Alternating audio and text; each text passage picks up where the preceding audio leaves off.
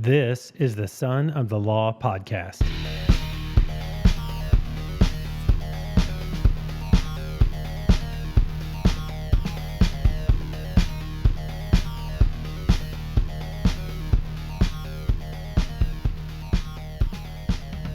Hey everybody, welcome to the Son of the Law podcast. I'm your host, Jay Christopher. Before we get started here, I'd like to thank our sponsors, Complete Auto Service in Richmond, Missouri, Cutting Edge Landscapes in Lawson, Missouri, and the Lawson Review, your hometown newspaper right here in the 64062. Also, just because you are why we do this and what this is all about, I want to thank you. Thank you for supporting the show in so many ways. The best way you can support this show is to share the podcast across all platforms. Talk to your friends about it. Send them the link. Subscribe to the show. Don't forget to turn those notifications on so you can be ready for that next episode. We drop every other Monday at 6 a.m. so that drive to work or never miss a Monday workout can be extra special. Joining me in my home today is a very special guest, somebody I've known for a very long time, is Mr. Mike Polo. What's up, Mike? Hi, Chris. It's so good to have you here. Thank you for coming. We have a lot to talk about, and before we get into it, I would like to just introduce you. I've known you for like 25 plus years through many wonderful experiences and exchanges. You are the pastor that married my wife and me, right? Right. Do you remember that? I do. That's a long time ago.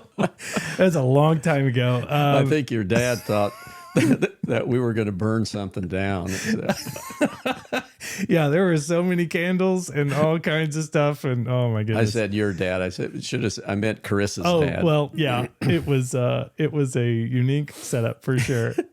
Old Union Church didn't normally have that many candles burning. No, it didn't. That's my lovely wife's approach to wedding decorations, and what the bride wants, the bride gets on her wedding day and for the rest of her life. Exactly. You have been family friends of Carissa and my extended family since I've been around, right? I mean, you've always been a household name, and I love you, your lovely wife, the kids, everybody. Well, we came here in 1990, so we've been in the community now for 30 plus years, and knew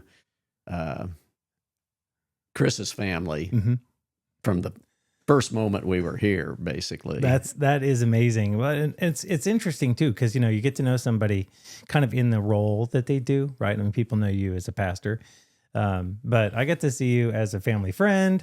I got to see you in when I was young and full of energy, and you and I don't know if you remember, I think you broke your finger when we were playing basketball together one time. That was a long time ago, but I was joking around and playing. You were playing hard. I was playing hard. And Carissa was like, you can't play that hard against Mike. And I'm like, he's enjoying it. I think we should just keep going as long as we're having fun. Hey, driveway basketball is, you don't cut back at all. That's right. So anyway, that part's awesome. I mentioned your wife, Pat. She has been so loving and gracious with me and us, and so shout out to Pat, love you. And just in she'll know what I'm talking about. You'll know what I'm talking about. But in a very dark and challenging time for me, she was there. She was one of the very few people who called and reached out and said, "Hey, are you guys doing okay? I'd love to talk with you." And she made herself available. We talked. And she was always just very, very helpful. And I offer I share the same sentiment about you. Like, there was a season where we were attending church at Old Union, had a wonderful spirit-filled season of our time there, right? And regardless of where we are now, I've always felt like I can come to you for spiritual advice and counsel and wisdom, and I just have always appreciated your perspective on things. So, well, during that time, you encouraged me too in in my ministry. And I thank you for that. You bet. Well, thank you. And, this episode is brought to you by Complete Auto Service Center. If you've ever chased the cheapest price on auto repair and ended up paying for it later, this is for you. At Complete Auto Service Center, value means you get more than you pay for because every vehicle is inspected by experienced, certified technicians every time. You don't just get a bill. You get a clear, detailed report that shows what's solid, what needs attention now, and what you can plan for in the future. That means fewer surprises, smarter decisions, and real peace of mind. They also move fast. Your vehicle is looked at the same day, and they communicate quickly so you're never left waiting or wondering. Your time matters, and they treat it that way. I've known Mark and Amanda for years, and they've built a shop that treats customers like family and vehicles like their own. From simple maintenance to major repairs, they use quality parts and stand by their work with a 36-month, 36,000-mile warranty. If you want honesty instead of upsells, confidence instead of guesswork, and service that respects your time, visit CompleteASC.com or stop by 718 Woolard Boulevard in Richmond. Complete Auto Service Center. Complete maintenance, complete repairs, complete peace of mind. Now that we know we like each other, we'll keep talking here. You have a green step-side Ford Ranger. How long have you driven that car? It's a 2001, and I can't remember how long I've had it, but it's been around a while. It's the only car I've ever seen you drive, I think. And so it's old. It's an old vehicle. And anyway, it still looks great, but I just know when I see that green step-side Ranger, I know that's Mike rolling through town, and I stick the finger up and wave, hey. You also love the Kansas City Royals?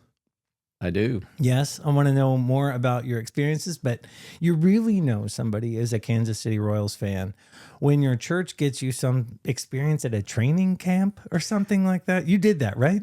They sent me to Royals Fantasy Camp just before spring training in 2005, I think. Long time ago. Long time ago. How long have you been a Royals fan? Since I came to this area, Okay. in about 1972. Okay. And I've lived in this area then all my life, and I've followed the Followed Royals the ever Royals. since. So you were around in 85. You were a fan in 85. Then you got to watch them implode and then explode. And now they're in a season of rebuilding. Yeah. They're in a better place now than they, Yes, they are. have been. Yes, they are. This episode is brought to you by Cutting Edge Landscapes in Lawson, Missouri. Spring is almost here, and if you're ready for a lawn that actually turns heads this year, now's the time to call Cutting Edge Landscapes. I've trusted them with my own yard, and I can tell you firsthand, the results speak for themselves. Thicker grass, richer color, a lawn that looks professionally cared for because it is. Right now, they're offering a limited time early bird special. When you sign up for all 5 rounds of their professional lawn treatment program, you'll get 50% off aeration or 1 full application absolutely free. It's your choice. And they don't just do lawn treatments. Cutting Edge Landscapes handles everything. Custom landscaping, beautiful hardscapes, sprinkler systems, all completed by licensed professionals who take pride in every detail. With over 40 years serving our community, they've built a reputation for quality work and fair pricing that you can trust. Spring schedules fill up fast, so don't wait. Call Kent and Brandon today, 816-580-3343, or visit callcuttingedge.com. Cutting Edge Landscapes. Your lawn will thank you. Let's see. You're a very deep thinker and an excellent communicator. 2 qualifications to be on the show. I found you must know how to communicate to put a microphone in front of somebody. So look forward to what you have to say. I think you're very comfortably introverted. Would you agree with that? Yes. And I like your terminology because I call myself a closet introvert. Well, I can't always be that way, but I would if I could. Right. Well, I found that this format is a great place for introverts, closeted or out of the closet. Regardless, I don't know if I like this phraseology, but to come and explore, right? Because we can have a conversation. It'll go out to a lot of people, and it's just the 2 of us sitting right here, right here in the cozy basement space and hanging out. So, Yeah, it's very comfortable. I don't see you very often these days, but when I do, I am genuinely happy about it. So thank you for coming today. I really do Certainly. appreciate you being here. Can you tell us a little bit about yourself? Mentioned moving to the area, but how were you born and raised? Tell us a little bit about your family. I was born in Sheraton, Iowa. Sheraton? Sheraton with a C. Okay. Actually, in south central Iowa, second tier of counties. Okay. And so not far from Missouri. Okay. But in any case, I grew up in a very small coal mining town. Really? Sheraton, where I was born, was the county seat. But my grandfather was an Italian immigrant that ended up in southern Iowa because of the coal mining. And he... Interesting. Yeah, and he and my grandmother landed in Williamson. So I guess I'm going to just show my ignorance. I didn't realize there was a bunch of coal mining in Iowa. Southern Iowa, there is. Really? Right along Highway 34, Okay. which runs across the southern second tier of counties. Well, And yeah. I thought all that coal mining was West Virginia, and I mean, bluegrass music is all built around the stuff. So anyway, what a surprise. Well, actually, my grandfather came over to the States when he was 19, Mm-hmm. I believe. My one regret in my life is that I never had him tell me his story. Oh, really? I don't know why he came. And At 19 years old, he could have come for a lot of reasons. yes, true. Did he come by himself? He came by himself from northern Italy. Wow.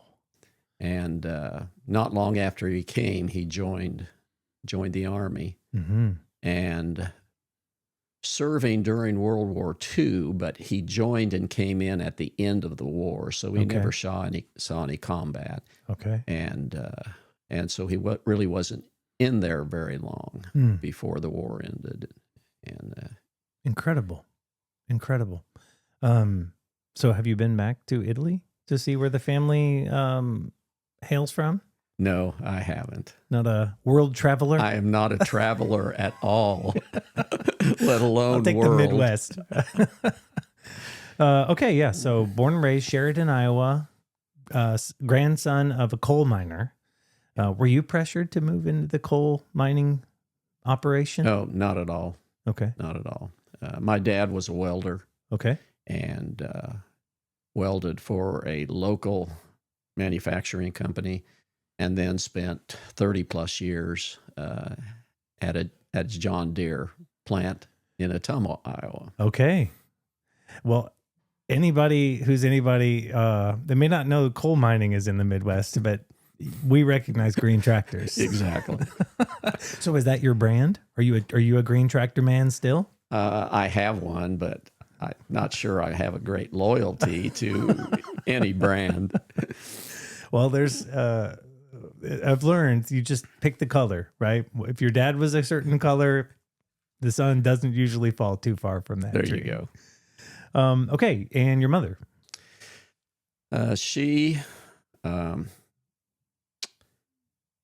no specific background. She met my dad in high school. Okay. And she lost her parents when she was young. Mm-hmm. And she and her older sister developed a real close relationship then. And then she met my dad in high school. And along came Mike. Well, he was still in high school and she was out. And she lived with her grandmother. And her grandmother didn't like my dad. Really? Well, he was Italian, so there was a little discrimination back in those days. Maybe I'll spare you the story there, but man, I didn't even realize, is Polo an Italian last name? My grandfather shortened it, as many Europeans did when they came to the States. Really? And it was something like Polo Polino. And so he lopped it off at Polo Polo. it is. So it wouldn't be a problem for us Americans to say. I can see that. So no affiliation with the nearby community of Polo, Missouri. None whatsoever. That was an opportunity for you to lie. Well, you didn't take it. I've had that question, about several thousand times over the years. Hey, you gotta start using it to your advantage. Of course, I own this place. This is let everybody know. I'm Mike Polo from Polo, Missouri. Well, I have my Pat tried to see if she could get a Polo city, population sign, but Department of Transportation doesn't do that with their signs. Seriously. True. How about that? Because there's only a few people who live there. I don't know. That's awesome. Okay.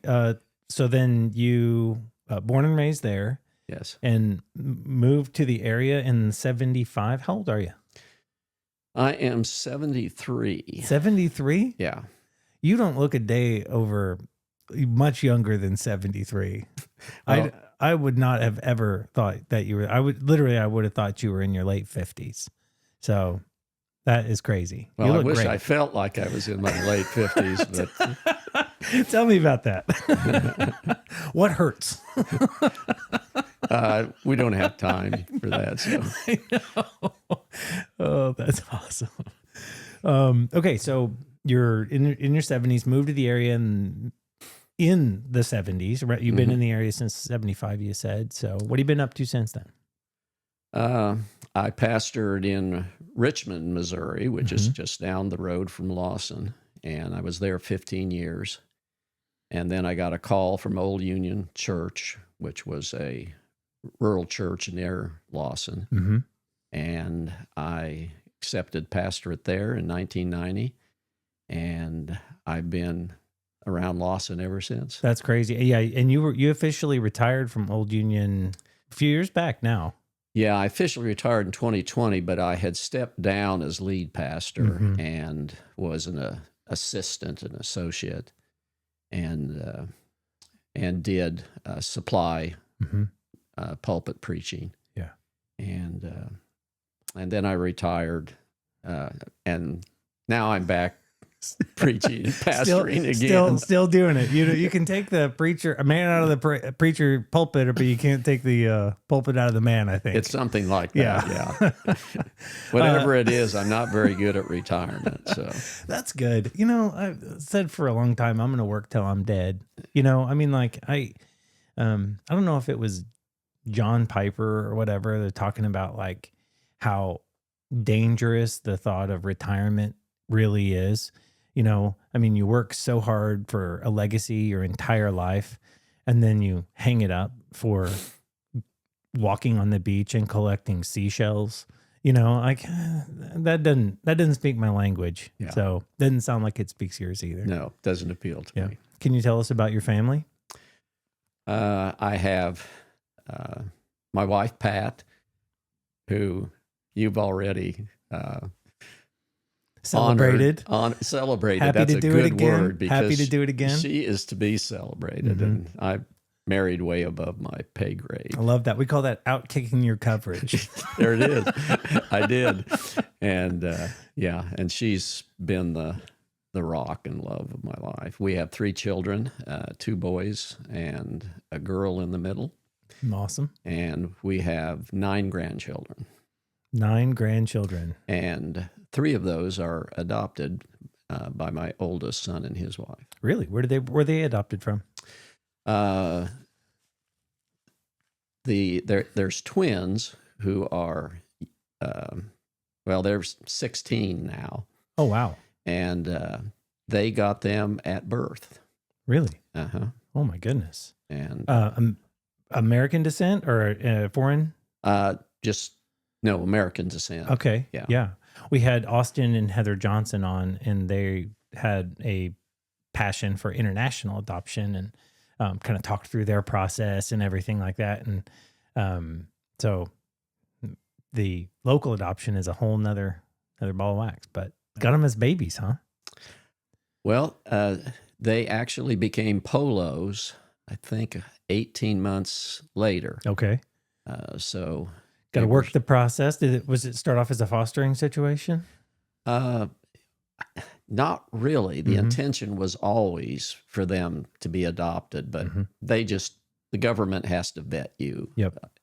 And Yeah. And it's good that they do. I learned that in the conversation with the Johnsons, like, if they don't vet you, if that process isn't handled exceptionally well, Right. the wrong people can wind up with kids that should never have exposure to those sorts of things. that's So, right. very good. Wonderful. So 3 kids, 9 grandkids, and are they all living around here? Close enough. Okay. Get to see everybody once in a while? My youngest son and his wife and 2 girls live in Nevada, Missouri. And A couple hours south of Lawson. Yeah, and Kirk and Dana that's my oldest son and his wife, and they're the ones who have adopted children, and they have 2 older biological children. Okay. And then our daughter Kara and her husband live in Lawrence, Okay. Kansas. We won't hold that And against them. They have Lovey Josh. Well, I've grudgingly accepted them despite their KU leanings. But and they have 2 high school age girls. That's fantastic. Well, you're a blessed man with a long legacy, and that is awesome. We've talked about your ties to Lawson area and small town living. I think in kind of our pre-show conversation, I've talked about how you're a staple around here. People know you, and I think that makes you a unique guest. And I've already encouraged you to self-promote your book. So when we get there, we can talk about that. But your voice and your reputation and your legacy, not only in your family but in this community, are on display. So when somebody that you know and trust and have seen live their life a certain way for so long, when they produce something that might help you understand the eternal or the spiritual, you should probably listen, So anyway, again, encourage you to talk about yourself and how you were inspired to write a certain book or whatever when we get there. But I think it's important for people to hear those things. Okay. What is something people wouldn't know about you or would be surprised to discover? Probably. We've already covered the fact that you're an introvert. Well, my dad was a fur trapper. Really? Yes. And I would go with him on the trap line in the mornings before I went to school and he went to work. How about that? So what were you trapping? Mostly coons or beavers or all of the above? Well, kind of all of the above. Muskrats? Yeah. How about that? Mink. Really? Yeah, they were the prize. I've never seen a mink around here. What'd you get, a skin or a pelt? Is it called a pelt? Yeah. Yeah. What's a mink pelt go for these days? I do not know because I quit trapping a number of years ago when the fur market went to pot. Yeah? When they stopped using all the furs because of the people eating tasty animals activist, like PETA group? Yeah, kind of. Yeah. Oh, all right. Well, did you ever get bit by something in a trap, or did a trap ever bite you?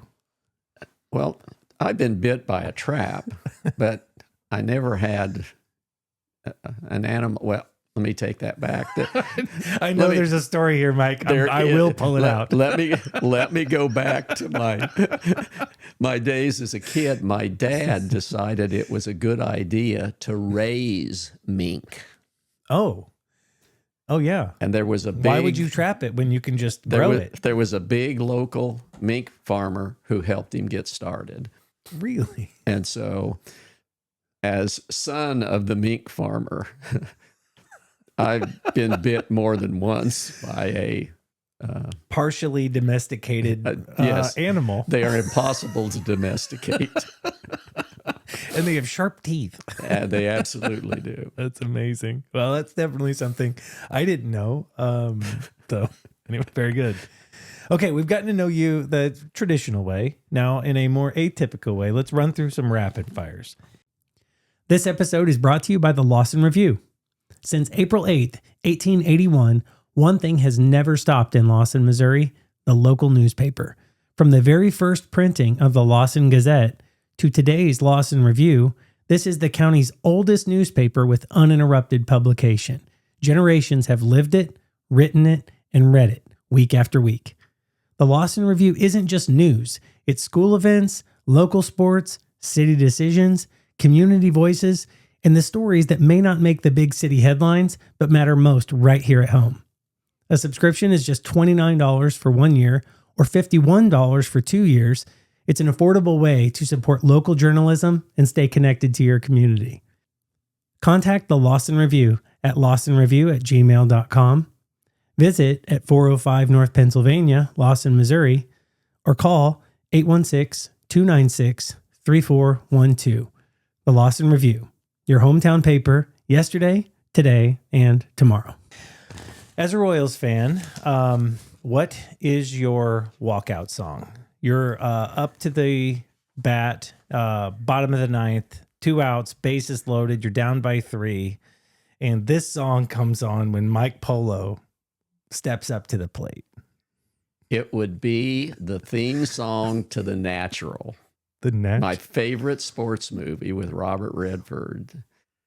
So what was the theme song to The Natural? I'd have to look that up. I thought about, because I knew you were going to ask, because I thought about if I had set it up right, I could have played it through my thing. But I can't even, there's no words to it. Okay. It's just the theme song to the movie. I love that. So it's like a deeply passionate film score. It is. I love that. Exactly. Even better. What's the weirdest thing you believed as a kid that kind of makes sense now? I was really afraid of thunderstorms with the thunder and lightning. Really? Yeah, when I was, 4-ish, 5-ish, and even a little older than that. 45-ish? Not quite 45-ish. Though I still avoid lightning at all costs. I think that's wise. But I was phobic about it. Really? And if there was a thunderstorm at night, there was a window to the outside at the foot of my bed, and I would curl up in the fetal position so the lightning couldn't come through the window and strike me. Hey, that's an ounce of prevention is worth a pound of cure, Mike. That's awesome. And so, I'm not afraid of storms today, but I do consider lightning something to be avoided. That is definitely right. Dogs or cats? Dogs. How do you make a peanut butter and jelly sandwich? Whole grain bread. Okay. Not peanut butter, almond butter. Almond butter. Mm-hmm. And then elderberry or blackberry jam. Okay. And open-faced. Open-faced. That's heresy. I'm sorry. It's not a true peanut butter and jelly sandwich. Yeah, Jesse Gillum was on here, and he has very strong opinions about these things. And at what point does something become so much different from the original thing that it's no longer describing the original thing? So he suggests that a peanut butter sandwich isn't a peanut butter sandwich if the peanut butter is crunchy. Because I've not thought that deeply. Yeah, I know. It. I have deep reservations about chatting with Jesse about these things in the future, but I appreciate your perspective. What is a TV show that stayed consistently excellent from the first to the last episode? And at 73 years, you've seen a lot of TV. Has to be MASH. MASH. Okay. Yep. Episode 1 to the final episode of, I don't know how many seasons there were, but I know there was a lot. Well, we watched them more in reruns probably than we did the original show, but just because of the season of life we were in. Very good. But I will give a shout out to Home Improvement. Oh, very good. So, Tim the Toolman Taylor. yes. Love it. What chain restaurant currently has the best food? I'm not a foodie. We don't eat out much. So it would kind of be a shot in the dark. When we go, it would probably be Applebee's. Oh, there it is. I knew it. I'm like, if he doesn't go out very often, he's going to say Applebee's. He's going to say Applebee's, and there it is. Fantastic. And it's close. We got one close. It is. So don't have to drive into the city. And there's some deals for retired folks, I understand. If you it's like pay like $200 and you get to eat there once a week for the rest of your year or something like that. It's a pretty slick deal. Well, I'm taking Pat tomorrow night. That's right. Let's go, baby.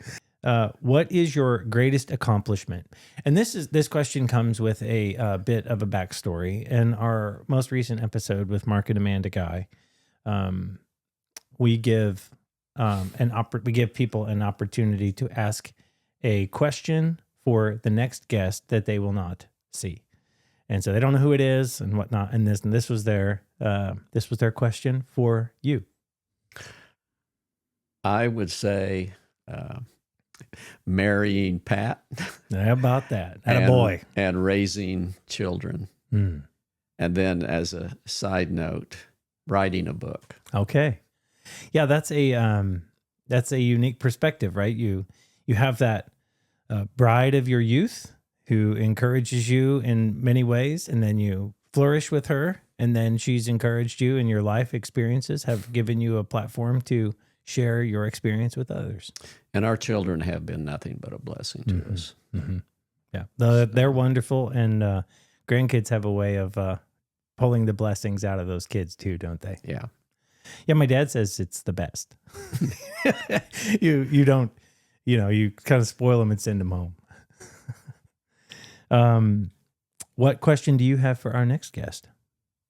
I would have you ask, what's the most significant thing that you have left on your bucket list?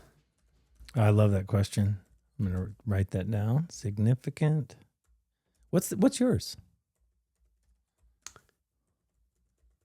Weren't ready for that question, were you? No, I weren't. I wasn't. I weren't, and I wasn't.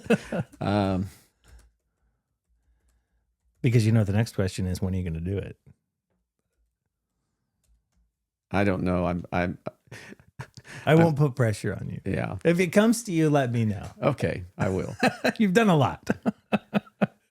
Ranch or blue cheese on your wings?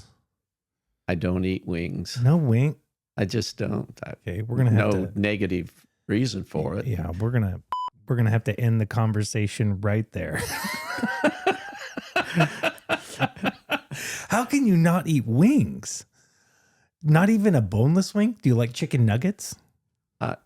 Well, not that look at much. the look on your face. Look on his face. You guys can see his face. I actually eat a lot of chicken.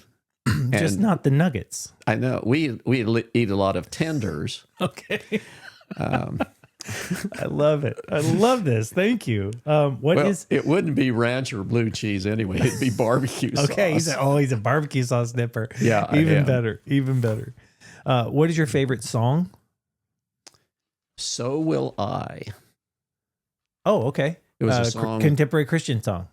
Yes. Yep. It was released by Hillsong. Yep.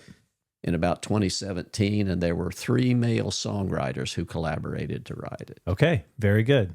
And I love it because of the incredible words and the word pictures that are created by the lyrics. Yeah, I love the lyrics. Yeah, it's all about the lyrics. Man, I tell you, a great song can do that. It can literally, it's like a book. Sometimes it can just transform you or take you to another place. That's excellent. What is something people take seriously that you just can't take seriously at all? I don't know if this fits, but I'm not into TV series for streaming, and Okay. people get into those, Yeah. long series and episodes, and they can't miss them. Yeah. And Binge watching, sitting down. exactly. He's like, nope, not doing Not it. for me. Not for me. MASH was it. That was in the 70s, and we've passed through there. Yes, we have. Okay. Well, pick a superpower. There's a backstory to this too. When I was a kid, we were Justice League of America Okay. kids, and comic books with the Justice League of Justice America. League. Yeah. And So so it's when Aquaman, Superman, Flash. the Flash. Flash, that's who I always. Oh, you just made a big fan Played. in my son. My son loves the Flash. Is that right? Yeah. So Eat I up with would him. choose super speed. Okay. What would the first thing you would do with it if you had super speed?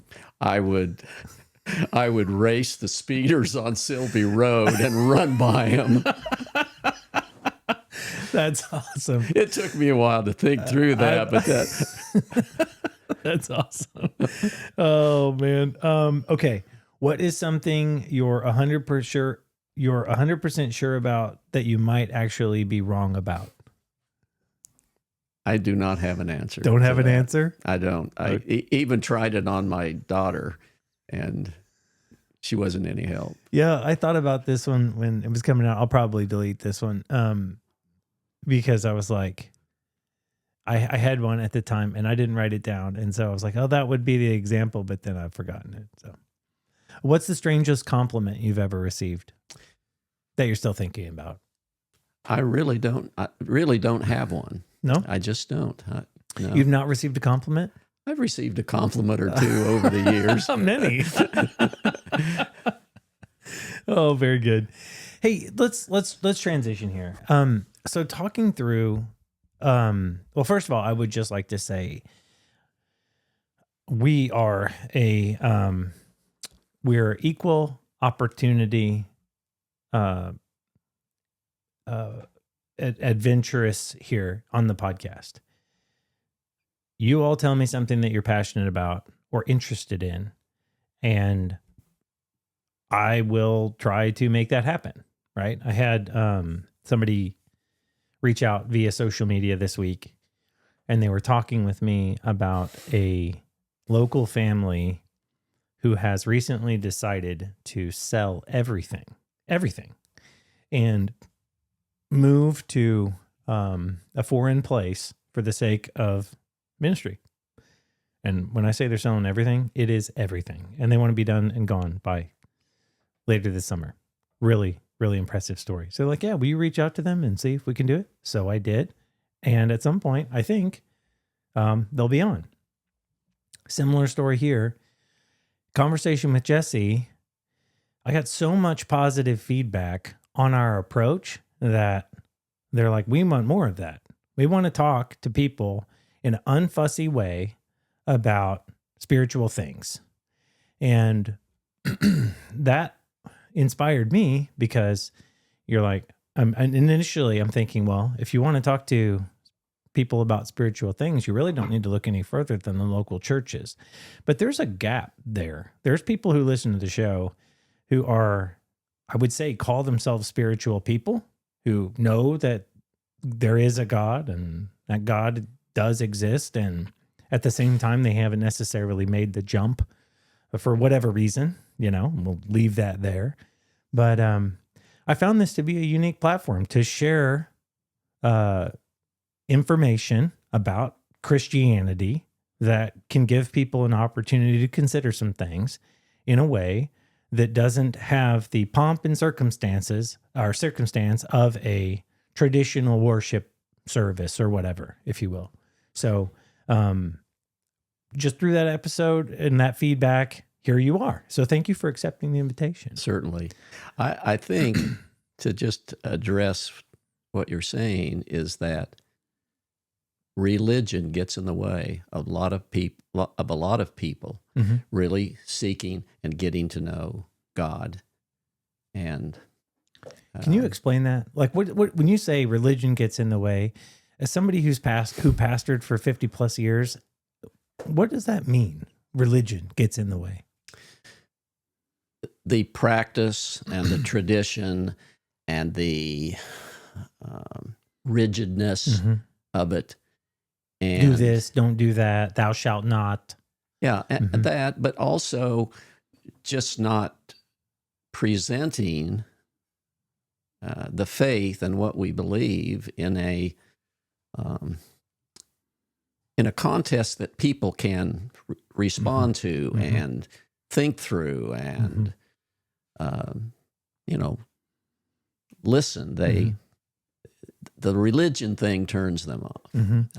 So it's the language, the application or lack thereof, the ceremony around it that's off-putting.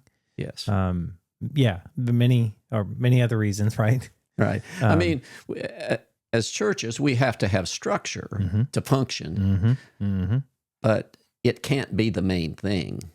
And we can't be so rigid in it that it has to be done that way. Right. Well, and there's a lot of people who've been burned by that structure. Absolutely. Right? So they show up, and because they don't know the structure or they don't know the process, they step out of line, and somebody who's been in that structured process and it goes a certain way for them lets them know they stepped out of line. And what do you know? I won't be back. I didn't feel welcome. Exactly. And that's irritating for everybody. It is. That's it's the antithesis of what we're trying to accomplish here. Right. But I have seen that people are genuinely interested in the Bible. They're genuinely interested in spirituality, religion, faith, right? Especially when there's so much information out there that there's so much information out there that you're not quite sure what to believe, right? And there's a lot of places where you can go for it. And so sorting through it and searching for truth in it becomes very, very important. Also, falls from grace, I think, are a very interesting and unique perspective here when people are pursuing, right? They come to the church thinking it's going to be a certain way. And then when they go to church, they encounter sinners who make small or very large issues, and then when those issues are made public, the whole system appears to burn and just confirms their frustration with the faith. Well, it's troubling to me as a pastor to see other pastors with a large public forum basically betray that in tragic ways. Yeah. And what when you say in tragic ways, what is tragic?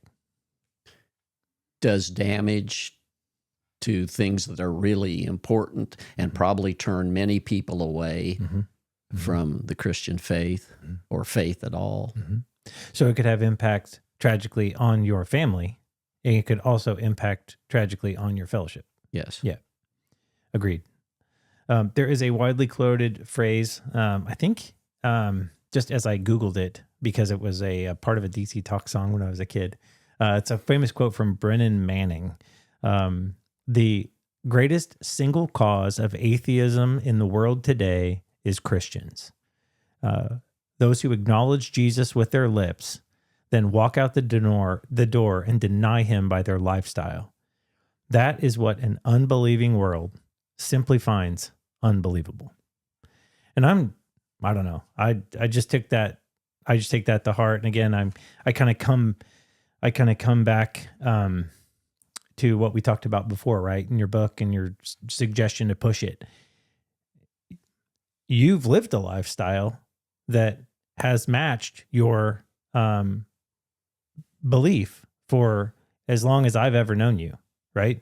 And in the community, you're one of the more trustworthy staples of faith that most here know. So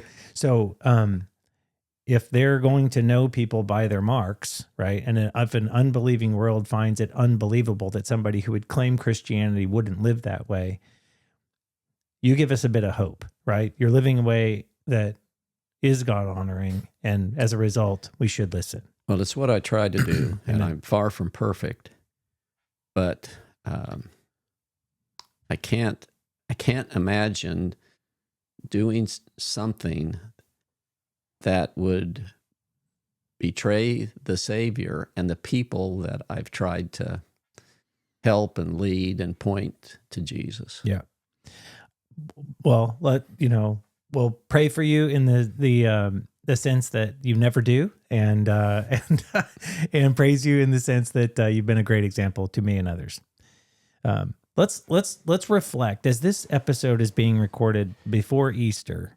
It will actually be released on Easter Monday, and in our inability to cover so much about what's in the Scripture, let's just take one thing and really geek out over it, right? So that's the kind of the hope, is that we can talk through this celebration of Easter, find out what it is, why it's important, what it's all about. People know what Christmas is about, but we're going to do this over Christmas too. Some people think Christmas is about Santa Claus. Some people think Christmas is about gift giving. Some people thinks about Christmas trees. Some people say it's a pagan holiday, right? I mean, there's a ton of just what do you call it? Just information out there that's maybe peripheral, but they don't really know what it's about. So Easter is unique. It's not always well understood either. So I'd like to kind of walk through it in a way that's clear, simple, and approachable for anybody listening, regardless of their background, right? Like, kind of stick to the facts and do it in an unfussy way. When Jesse was here, I was like, you can't preach. And if you preach, I beep you. So don't make me beep you, Mike. I already had to beep you for the wings. Okay. So we'll start with it. I asked Jesse what the Bible is. I'll ask you what Easter is. What is Easter? It is the day in which Christians, or I like the word followers of Jesus, remember and celebrate the central truth of Scripture, which is the resurrection of Jesus. Okay. When somebody hears Easter and they don't think about the resurrection of Jesus, they think of traditions, family gatherings, springtime, this core meaning of Jesus being resurrected. Why is that significant? Because it really proves everything that Jesus said and did. In fact, he said he would rise from the dead. Said it multiple times among his followers, and then he did it. So it was predicted that he would do it, and he did it. And he did it. Okay. Simple as that. So why is the prediction significant? And then why is rising from the dead significant? It sounds academic and it sounds elementary, but if we don't really dig in at the fundamental levels, it doesn't. I mean, the rest of it doesn't necessarily. It makes sense sometimes, but you know what I mean. Like, why? Like, help me through that. Well, it's really the foundation of the Christian faith, because throughout the Old Testament, there was prophecy upon prophecy about the coming of the Messiah, the Jewish Messiah. Mm-hmm. And when Jesus showed up, he began to fulfill everything that was said of the Messiah. Mm-hmm. And ultimately, the ultimate thing that was said of him and that he said of himself is that he would die and come back from the dead. Mm-hmm. And so everything, I believe, as a Christian, rises and falls on that event. Mm-hmm. Mm-hmm. So, I say louder for those in the back, who is Jesus? Who was he? You talked. Read my book. Yeah. I mean, it's really, it has to be a theological answer Okay. because he is the second person of the Trinity. Okay. He is deity, equal with God, yet different entities in the Godhead. Mm-hmm. And So he's fully God, fully God, fully man. fully man. And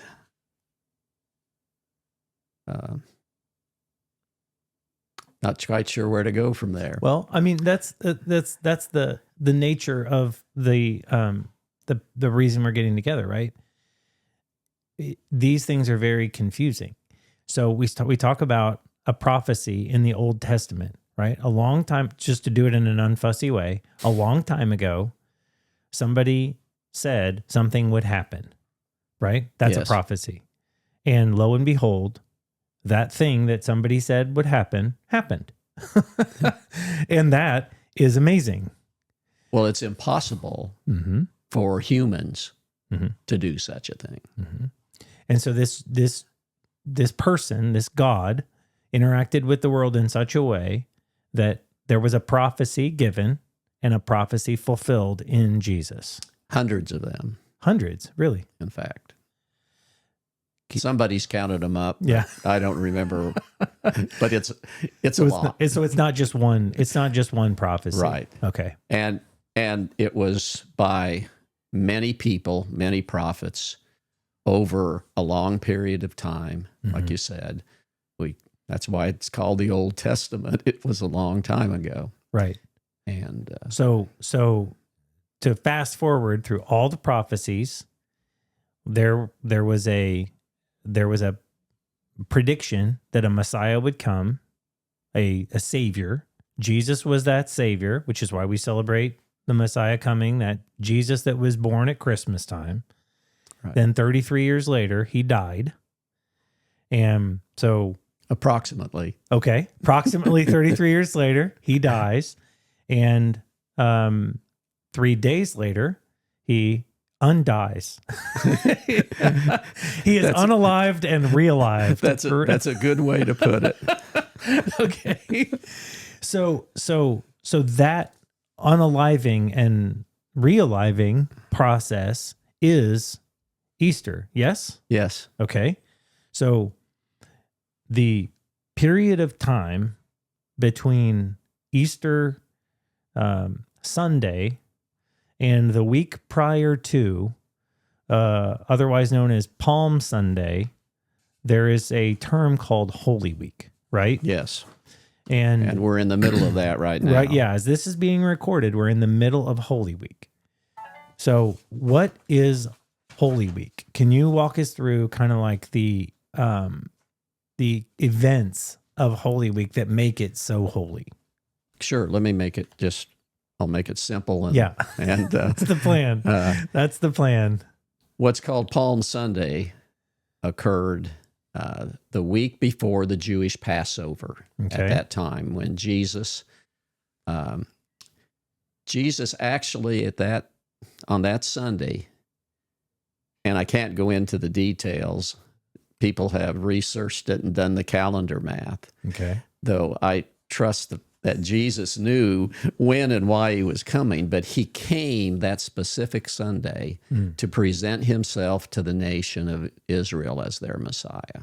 Okay. And so that was what Christians celebrate as Palm Sunday. Mm-hmm. The next day, he came back to Jerusalem, went and stayed with friends overnight. Okay. And he went into the temple on Monday, and he expels the merchandisers from the court of the Gentiles. So that means he goes into the big temple, and the temple in this case was a monstrous facility, Yes, right? it was. Big old building. Yeah. And there was a large courtyard area. Mm-hmm. Gentiles, non-Jews, couldn't go in to the temple proper, but they had this area. And it was an area where they could come and they could pray and they could seek God. And the religious establishment of the day decided it would be a good place to make some money. And so they turned it into a garage sale. Yeah. Yeah. If you're going to come and fulfill the law, buy this goat here, Exactly. exchange your money here. Trying to think what else you could buy. Different sacrifices were required for different things. So you could buy Exactly. a pigeon, or you could buy a goat, or you could buy I don't know, whatever. So you can imagine, with all the animals and all that going on, there was no opportunity for people who were not Jews Mm-hmm. to seek the true God that they maybe had come to believe in. Mm-hmm. Yeah, and I'm just in light of our earlier conversation about the distraction of the religion compared to the availability of God. I mean, that not a lot's changed. in some you're- respects. You're right that in that time, Mm-hmm. in that day, religion was a hindrance to people knowing and finding God. Yeah. Yeah. And we can't let that happen. Yeah. Though- So Jesus comes in, and I think you may be familiar with the story. Yes, he turned over the tables, right? Is that what he did how did you phrase it? He expelled the... I said he expels the merchandisers. Okay, yeah. He's I like, was just "Out you being go." nice. We don't need nice. Let's go, Mike. No, he chased the animals, overturned the tables where there would have been a lot of coinage and Yeah. money. I mean, you can just imagine the chaos. Yeah. It Well, was a that's what he scene. intended. Mm-hmm. And what he says is, my house, my Father's house, Mm-hmm. the temple, is a place for prayer, and implied even for non-Jews. Mm. And he said, we're not going to hinder them from finding my Father. Okay. And he takes the fight to the dog. Just takes it right at him, huh? He did. Okay. Yeah. Well, And this is Monday? this is his second time of doing it. Okay. He did it very early in his ministry. He did the exact same thing. Mm. But now, as he's come and he's presented himself as Messiah, and they're preparing for Passover, which is the biggest celebration of the year for the Jewish religion. And he goes in on Monday and says, it's enough of this. Yeah. Not today, Junior. Exactly. Homie, don't play that. The next day is Tuesday, and he teaches in Jerusalem to the crowds, because there were a lot of people in town. Jerusalem was normally about 50,000 population, and some historians estimate hundreds of thousands and even more were in the vicinity at Passover, and especially this Passover, because of the word that Jesus would be there. Okay. So that's Tuesday. that's Tuesday. All right. Wednesday, Judas makes his deal with the religious leaders to help them arrest Jesus, and apart from a public venue, because they knew they would have their hands full beyond what they could control if they tried to do something in public. And then Thursday was Passover, and that's when they had the Passover meal. And Jesus got together with his disciples for what's often called the Last Supper. As famously depicted in a Michelangelo painting? Yes. I think so. Except in that day, they did not sit behind the table. They reclined. They lay. Anyway. Just laid around, so that's not historically accurate. It was very casual. Yeah. Okay.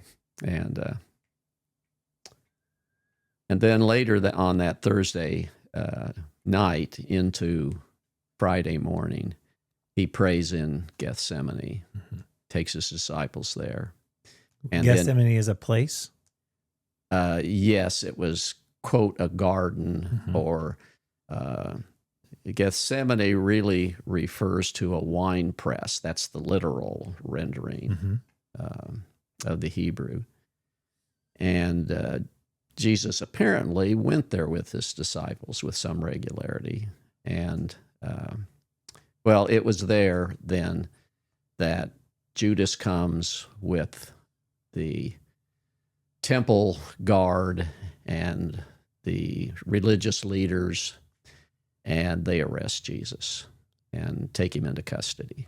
So the deeds that he done on Monday, and that was the last straw. Yep. And then the teaching and the accusations on Tuesday, combined with the religious leaders then hatching a plan with Judas on Wednesday, yes, to find a time and give Judas some money to reveal a place where Jesus could be arrested out of public eye, comes to culmination on Thursday night after the Last Supper, when Jesus predicts his death. And Thursday night he is arrested near Gethsemane, and we move into Friday. Into Friday morning. And so still, it's the middle of the night. People aren't out and about. And they take him to the high priest's house, and they interrogate him. And after the interrogation, everybody knew it was a rigged trial. And then they took him to the Roman governor, to Pilate. So this became no longer a spiritual or religious trial. It became at that point a civil matter, right? Yes. Only they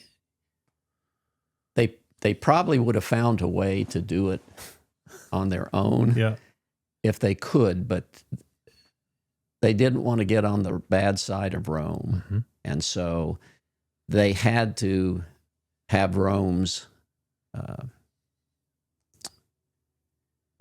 had to give them the right to execute, and that would be the Roman governor of that district. Which was Pilate. Okay. And here we are. And he knew them well, the religious leaders of the day. And he knew why they had brought him. So the plan was to kill him.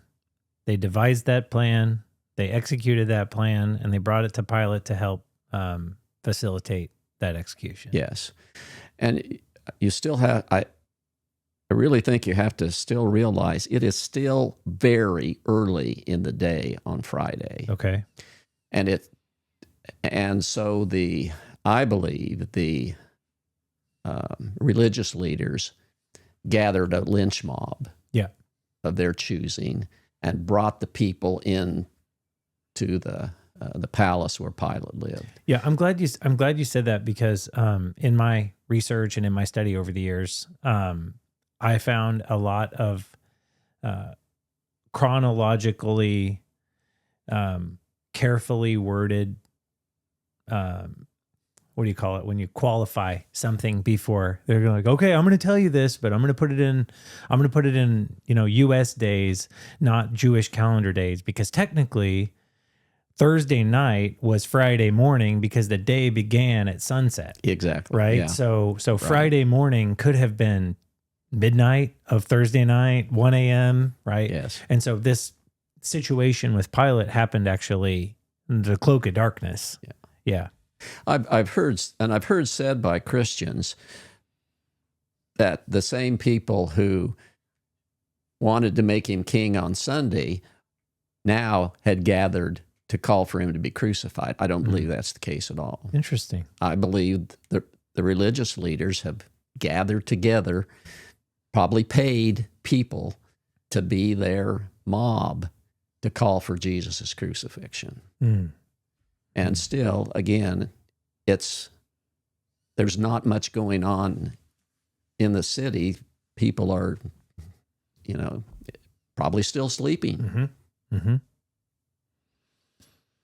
Hmm. Okay, so he's brought before Pilate on very, very early Friday morning. Yeah, arguably before the sun comes up. And then what happens? Well, after Pilate does his thing and realizes that this man has done nothing wrong, and besides, his wife has a dream and she comes to him whilst he's interrogating Jesus and says, "You leave that man alone." She said, "I've had a dream." And so Pilate's in between a rock and a hard place. Mm-hmm. Mm-hmm. And so what do political figures do when they're between a rock and a hard place? They take the easiest way out. Yep. Yep. They pass that buck. Yeah. Yeah. What do you do?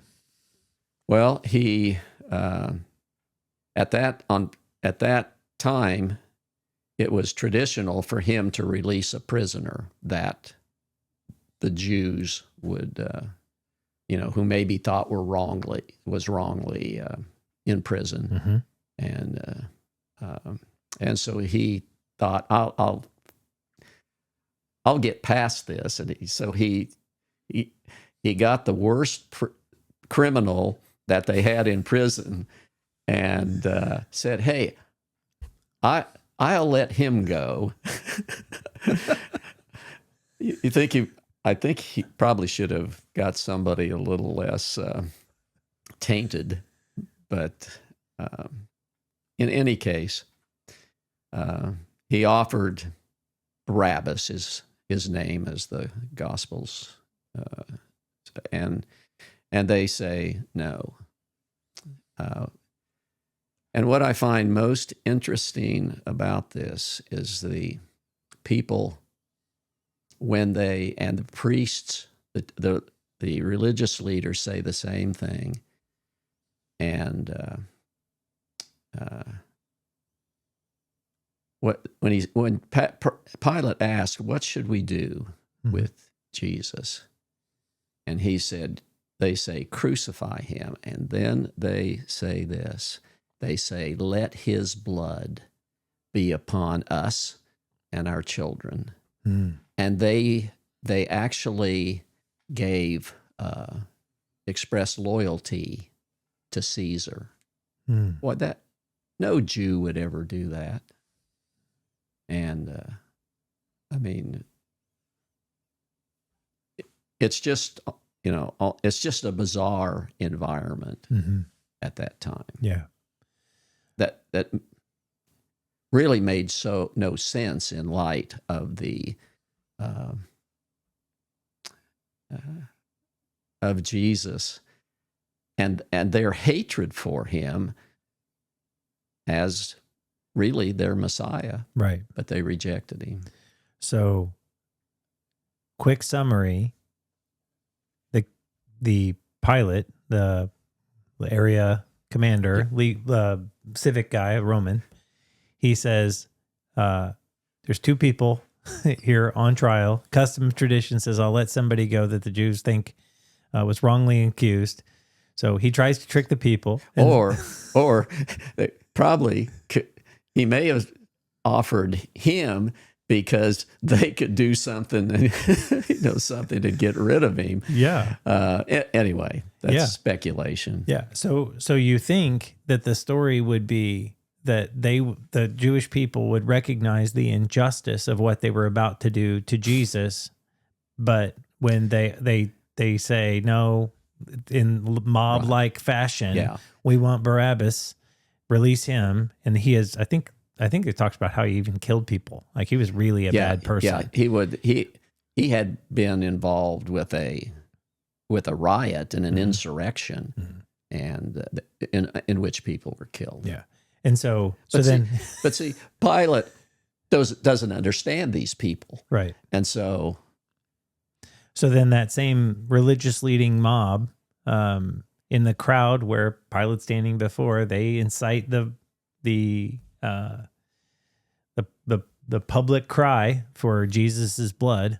And Technically, it was not a public cry. These were people that the priests, the leaders had chosen to be there. and they're trying to get this done before the city awakes and Yeah. Passover begins. Yeah. So it's just like early in the morning Yes. before people are even out of bed. I believe so. Yeah.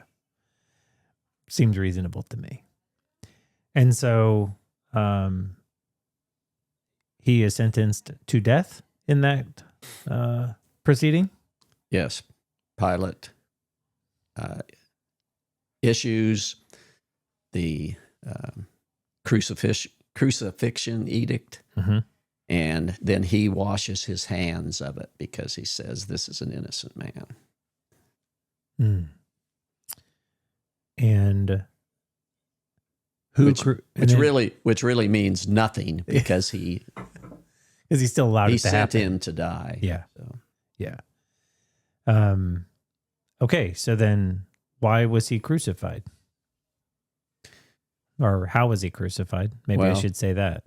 actually, he was crucified because he and the Father, it was their sovereign purpose to do that Mm-hmm. for the sins of the world and for humanity as a whole. But he was historically crucified because of the hatred of the religious leaders of the day. Mm. But Jesus willingly accepted that as the Father's will. And so some people might say, well, he wasn't Barabbas, but he wasn't perfect, right? Like he and the scripture would disagree, right? Yes. With that. But so he was sent to die, had no reason to die, willfully submitted to that death, prophesied the death would come, and he was unalived right there. There shortly thereafter.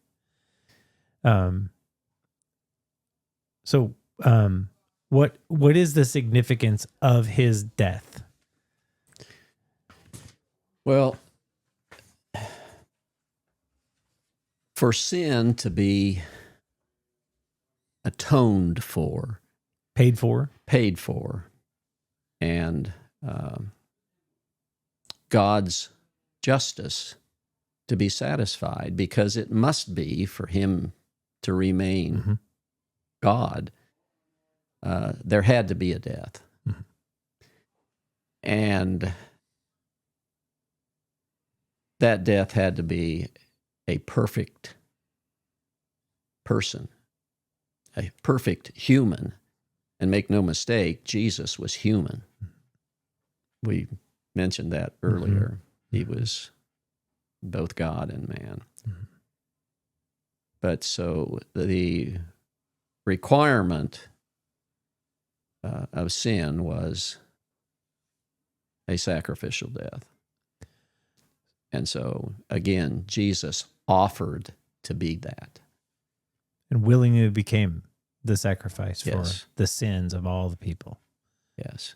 So that sounds a little cliche. And like I said, we do this in an unfussy way, and I don't know. I'll answer for the questions I ask later, I'm sure. But you say Jesus died for our sins. What does that mean? Like it in light of a culture that is so metaphysical or whatever, to say Jesus died for my sins or whatever, it sounds hokey.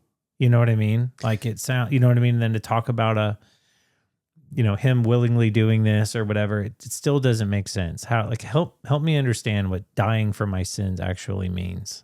Well, again, in the economy of God, and that's the only economy that matters, is that there had to be payment for sin. Mm-hmm. And death was a part of the payment. Mm-hmm. And Jesus basically accepted doing that. Mm-hmm. And he did that for every person who's ever lived and died and sinned. That's a big sacrifice. It is. And then That's why he had to be both God and man, and be perfect. So there's nobody else ever in the history of the world that could have done that. But him. And that's why he was sent. That's why he came. And that's why he purposed intentionally everything he did would lead to that moment, because he could have called it off at any time. Read about his prayers in Gethsemane. And died he did. He did. Is there any question that he died? Oh, there are those who have tried to question it. Okay. But he was buried, wasn't he? Yes. Okay. So how was he buried? He was buried by a couple of members of the big Jewish council who had come to believe that he was the Messiah. And so after he was crucified and died, they went to Pilate and asked if they could have his body. And so Pilate gave it to them. And what did they do with it? They put it in a tomb that Joseph probably had for his own family. Okay. And so the Romans certified that he was dead, gave the body to... And they were never wrong, by the way. Okay. At the risk of their own lives. Yeah. They made sure he was dead. Yes. How did they make sure he was dead? Ran it. I know it sounds terrible, but you guys could read this. This is available, very easily readable. They ran a sword through him. Yeah. Just to make sure. Just to make sure. Because most people crucified, they tried to make them last as long as possible on their cross, because it was the ultimate in torture and torment. Yeah. They talk about it, and I mean, gets a little colorful, those of you with younger listeners, but I mean, they broke his legs, and why the significance of that was because if you hang there by your arms, you can't breathe. So you can't push yourself up on the nails with broken legs to gain a breath. Right. So you weren't necessarily dying from blood loss or whatever. You were dying from asphyxiation. And so sometimes they'd pass out, but they weren't really dead. And so they shoved a spear in his side and made him, actually bleed out, right? If you weren't already unable to breathe, let's go ahead and stick a blade through your lungs and see if that helped you. But the gospel texts are clear that he died when he chose to die.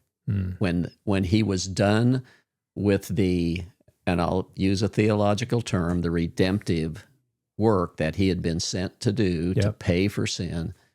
That's what redemption is, right? You have a coupon, you redeem it. You redeem, yeah. And he had paid it. Yeah. I showed up, came in, did the job. Here's my coupon. Give me the can of soup. Here's my life. Give me the people. Give me the souls. Yeah, and he cries out in the English, it is finished. In the Aramaic, which he spoke it in, it's just one word: finished. Really? The work that he came to do was done. That's awesome. Okay. 3 days later, the resurrection. When people say that Jesus rose from the dead, what's the significance of that event? And why is it so central to the message? Because of the claims he had made. And if he did not rise from the dead, everything else he said, claimed, why would you believe it? Right. It's a witch trial, right? I mean, that's the way they tried to try a witch, right? I mean, they say, okay, if she's a witch, we're gonna bury her, or we're gonna drown her, right? Yeah. And if she's still alive, when we pull her back up, she wasn't a witch, or she's a witch. If she's not, whoops. Well, also find it interesting that Pilate willingly gave his body to them because I think Pilate knew, and he didn't want them to create their own story, compound the fraud, I guess you would say. So why is this central to the message? Like, why is, again, we're talking about Easter. We're talking about the Holy Week that leads up to it, right? All the prophecy that says he would come, lo and behold, he comes. He offers himself sacrificially, the redemptive death, right? It pays for the sin of all humanity and mankind. 3 days later, that sucker walks back out of the grave. Like, what's up with that? Well, he had to, because he had already made multiple promises that he would come back. I mean, he had been trying to tell his disciples that he was going to die, and they just couldn't fathom it because they were so sure he was the Messiah, and that meant he was going to set up his kingdom, and he was going to do it then. And they took them until he resurrected to actually figure out, oh, we're not going to do a kingdom thing now. This is a different type of kingdom. Yes, isn't it? Exactly. Okay. So how does all this connect to salvation? Somebody who's unfamiliar with that word, again, we're this is like the Super Bowl of Christianity, right? We're celebrating the salvific work of Christ. I'll beat myself on that one, but what is salvation? What does this mean to events that tie to it? Well, he came to free people, not militarily or politically, but he came to free them spiritually from their sin. And the problem that many people have about that, they don't realize their own sin and their own sinfulness because they try and be a good person. But none of us are good. And we're all sinners.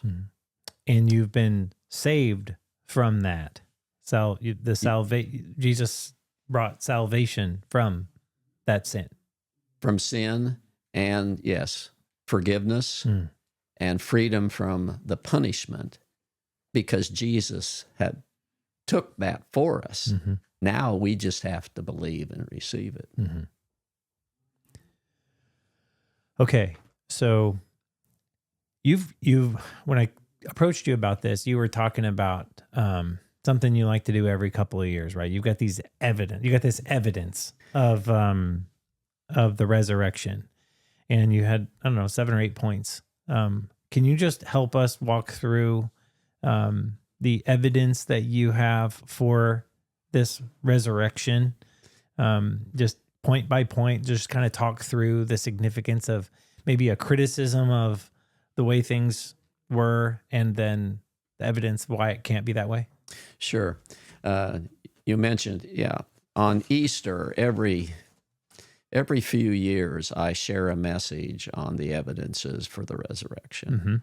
I'm not the first that's done that. Sure. I'll recommend some reading in a moment. But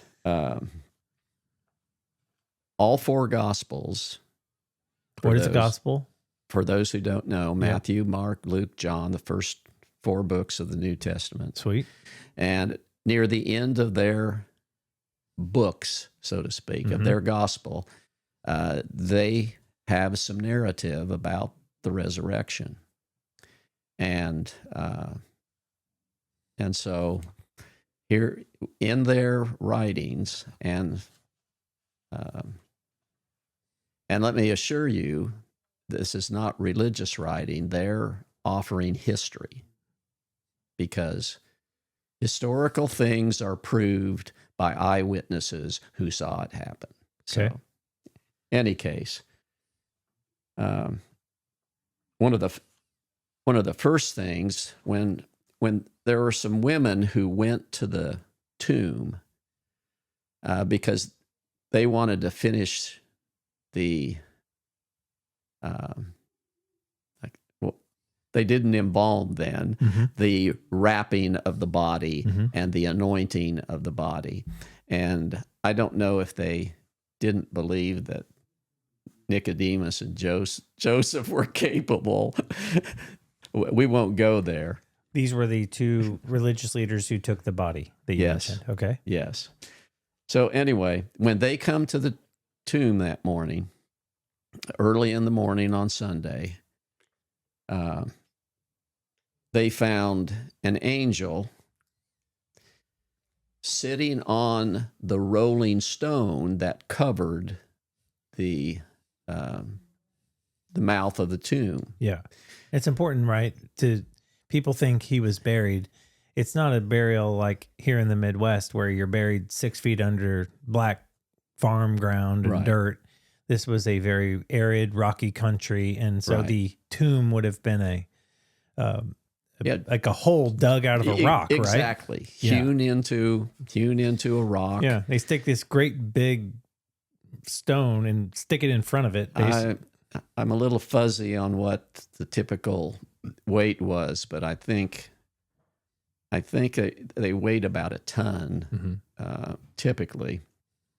But what's interesting is the word that I think it's Luke.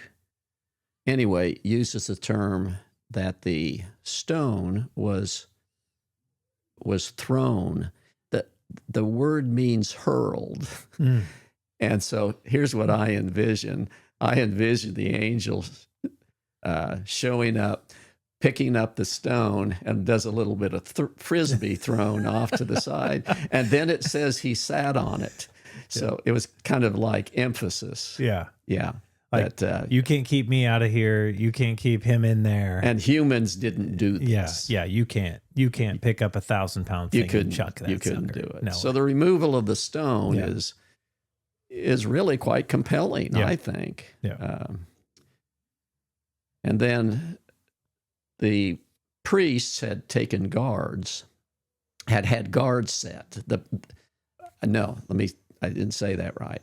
The priests went to Pilate and asked for guards to guard the tomb so that the disciples wouldn't mess with things, right? Wouldn't mess with it, try and create a worse situation for them. Of course, the disciples, they were in hiding, so they weren't about to try and, they weren't believers themselves at this time. And the text just simply says the guards were struck with fear when they saw the angel, and there was at some point 2 angels. And it says they fell literally into a dead faint. They fell into a coma. Just completely overwhelmed. Overwhelmed beyond. And these are experienced military Roman soldiers, unafraid of anything except the power of God. Yeah. Seasoned fighters. And then those angel messengers were clearly not human, and every description of them and the people who saw them. And so the fact that they showed up indicates that there was something going on that was not humanly possible. And then we've already talked about Jesus predicting his own death and resurrection. And again, only God knows the future. Only God can predict the future. And Jesus knew it was coming, and he told them. And so the fact of that is important. And one of my favorite evidences is that when the disciples are told by, I believe Mary Magdalene comes and tells them that Jesus is alive, and they think she's crazy, but they're going to go look. And Peter and John run to the tomb. And the text basically says that Peter looks in with wonder, and he didn't know what had happened. Well, and the reason I believe that's so compelling is that we are told that when Nicodemus and Josephus get what they needed to wrap Jesus there on Friday or on Thursday night, really, and that they got 70 pounds of myrrh and aloes, the spices which they typically anointed a dead body with before they buried it. Yeah. And they would do that because it stinks Yes. when a body Yes. is decomposing. So they stick all that stuff on top of it. Yeah. So that and then they wrapped it in linen cloths. And the reason that Peter was so astounded was that the grave clothes were there, but there was no body inside. And so it was like a cast, but nothing in it. And then to add to the evidence, they would put a cloth over the face of the deceased. And that cloth, and it's mentioned twice that it was folded and set aside. Again, this is not of human, earthly doing. Yeah. I mean, the logic would say if I wasn't actually dead and I got up, I would take the clothes with me. One, I wouldn't abandon them there, only to then try to move this 1,000-pound rock after I had been stabbed in the side and suffocated for a day. No. So I'm not going to neatly fold the thing. And then this is the Shroud of Turin. Made like if you believe in that sort of thing, right? I mean, this would be the that element or whatever. Well, there were we mentioned the Old Testament prophecies. There were hundreds of them about Jesus, and there was prophecy of his resurrection. And again, prophecies that were hundreds of years before the event itself. Only human beings do not know those things. Can't do that. Yeah. It's impossible. Grave clothes were left behind. What about eyewitnesses? Well, there were the disciples. There were the women who came to the tomb who saw Jesus, and so he was seen. Though, if we just take them as the eyewitnesses, you could say, oh, well, they had reason not to necessarily speak the truth. But if you understood the situation and the mind and the emotions of the disciples, you would have known they weren't making anything up. So, but probably my favorite is what Paul writes in 1 Corinthians chapter 15. So 1 Corinthians is a book of the New Testament. Yes, right? It was a letter written by Paul to a New Testament church. Okay. And they were having doubts about the resurrection. Okay. And so, they had believed about Jesus, but they needed some help with the details. Yeah, with the details. How do you know this? Yeah, 2,000 later, people are still having issues with the resurrection. So these letters are important. And so Paul writes to the Corinthians, and he says that at the beginning of chapter 15, he says there, at one point, while Jesus was still on earth after his resurrection, there was a crowd of 500 that we don't know why they were gathered, what brought it about, but Jesus showed up, and he said there were 500 people, and he adds this note, and he says, most of them are still alive. So go ask them. Go ask them. If you don't believe it, go to them. And then go to another one and find somebody else, because this was not mass hysteria. Right. this was a real appearance of Jesus to a large crowd of people. Right. Which is ironic, right? I mean, even in today's modern legal system, the judicial system, right? The eyewitness account of one or two is enough to kill a man, Right. to convict somebody. To say kill a man to the death penalty or whatever, right? I mean, you can send somebody to jail for life on the eyewitness account of a couple of credible witnesses.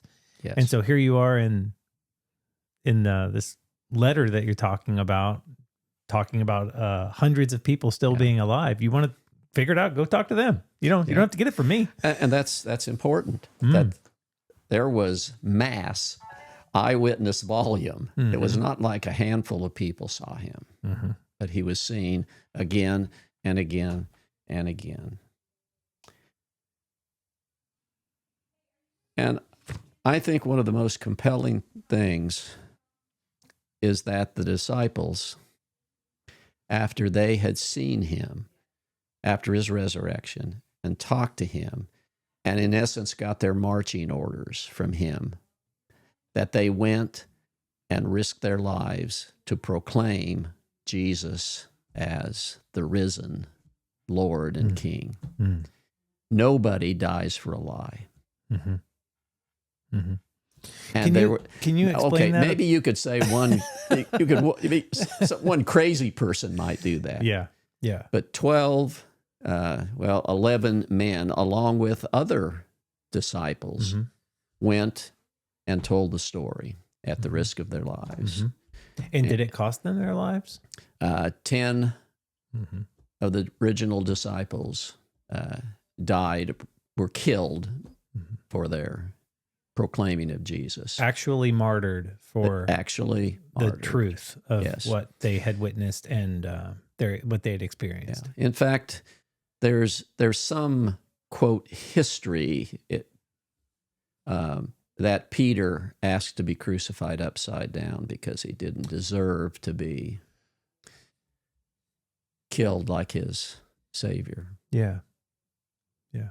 That's not verified, but sounds like Peter. It's romantic. Yep, and very poetic for sure. So, I mean, that's it, right? I mean, that's Easter, and like I said, we geeked out over it. We talk about it. In hindsight, it's not that complicated. It's really easy to understand why it's so significant. This God man comes down, saves everybody from their sin, predicts his death, rises the next, 3 days later, and lo and behold, this new establishment is created that changes the world forever. Yes. And here it is on Easter Monday. We get to celebrate that. You're literally living in the new kingdom. Or at least it's offered to you. Yes. So you were a pastor for how many years? And you're still claiming the role, right? But I'm still pastoring. How long have you been pastoring? 50 plus. Right. So in 50 plus years, with this type of evidence and all of the eyewitness accounts, the documentation, the prophecies, the information that's available, the understanding of what actually transpired by way of, a study of the culture of the time and these details that put it. Why do people still doubt? I think you can go back to the religious leaders of the day who rejected Jesus because it wasn't in their material, their power interests, because he had done miracles and healed people. I mean, everybody knew that was going on. I mean, the people came in droves to see Jesus do those things and to, to find healing. And the religious establishment just kept pushing it away, trying to push it off. And finally, they knew they couldn't keep it quiet anymore, so they had to get rid of Jesus. They didn't even realize they were facilitating the work of God. And so people doubt sometimes for similar reasons. I mean, I'm grateful for people who have honest doubts, but they need to seek and search for the truth and see if these evidences are as compelling as I think they are. Yeah, I love that, and would encourage the listener to do your own research, right? I mean, if that's the letter that's suggesting to the church in Corinth that you need to go ask these eyewitnesses, talk to some Christians, read the scripture for yourself, right? It's that easy, and it isn't complicated, right? I mean, all of these stories are plainly laid out. I encourage people to get a Bible and read the first 4 books of the New Testament, the Gospels, Matthew, Mark, Luke, and John, and read them not as religious material, because Luke is a great historian. Anyway, read them as history. Just a textbook. And if you want to pick at it, go ahead, but read it all and draw your own conclusions. So what would you say to somebody who is still skeptical but curious? I would suggest that there are 2 books that have been very instrumental in my understanding of the evidence of the faith. One is, it's not a large book. It's called More Than a Carpenter by Josh McDowell. Why is a carpenter important? Like, what is it? What More Than a Carpenter? What is that about? Because Jesus's dad or his earthly dad was a carpenter. Okay. Or maybe even more likely, he was a stonemason. Okay. But that's neither here nor there. And so the writer, what I think is quite a clever title, that you need to realize Jesus was more than a carpenter. Yeah. Very good. And then the other is by a man named Lee Strobel, who wrote what's called The Case for Christ.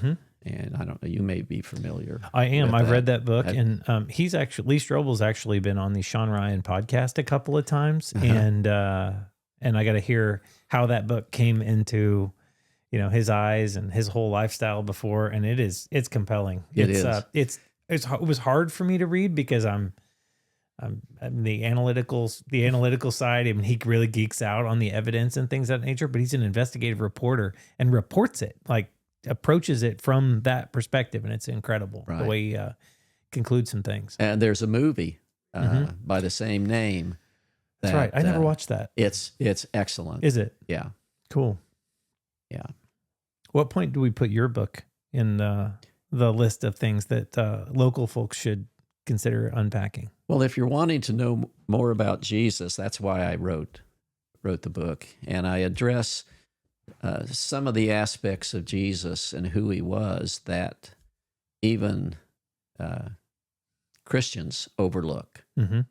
And I wrote it from a perspective of Jesus is actually different than we often portray him traditionally. And so if you just want to know more about Jesus, I would recommend. What is the name of your book? It's called The Jesus Files. The Jesus Files. Yes. By Mike Polo. Mike Polo. Mike Polo. Hey, look at that. That's awesome. What's your first name? John. John, Mike. Michael. Chris. John Michael Polo. I like that. I'm James Christopher Bollinger. So I go J. Christopher for here. So we shared that in common. We didn't even know. Have you had the legal issues related to going by your middle name all the time. It's ridiculous. It is, isn't it? Well, and I added to the layers. My birth certificate says James Christopher, and my social security card says Christopher James. Yours too? My social security card says Michael Polo. Oh, yeah. I mean, and then you can't change it. They won't let you change it. I know. So you just have to live with it. Oh, wow. Hey, brother in An inconvenience. oh my Misery goodness. loves company. Misery loves company. So as we wrap up here, I got two other questions for you. Why does Easter still matter today? So, you bringing it back to today, why should somebody in our community care about this story in their everyday life? The average person is just, who's the average non-Christian, the average non-Jesus follower is just out and about living this day, whatever. Easter may come and go. They may even go to some celebration. It's Easter. Hey, we're all going to dinner. Do you want to go? Sure, that's fine, or whatever. But it's important. Like, why is this important to them? Well, because God intended the resurrection to prove that Jesus was who he said he was. Mm-hmm. And that anyone who would believe in him as the promised Messiah and Savior would have eternal life. And there's nothing more important. Mm-hmm. And Jesus many times in the Gospels said that he had come to give eternal life. Mm-hmm. And that's an offer that I pray people don't. Yes. That's excellent. If someone takes one idea away from this conversation, what do you hope it is? You got one idea, one gleaning. I say if I read a book and I take one thing away, it's been successful. They've listened here for a couple hours. Well, I think it's that the historical details surrounding who Jesus is, and was and is worthy of serious and honest consideration by anyone who has any objectivity at all. Yeah, this isn't just some spiritual mumbo jumbo, whatever. It's right? not religion. Yeah, this is history. It's history. This is facts. These are facts. Fantastic. All right. Any final thoughts for others? Anything you want to share before we let everybody go?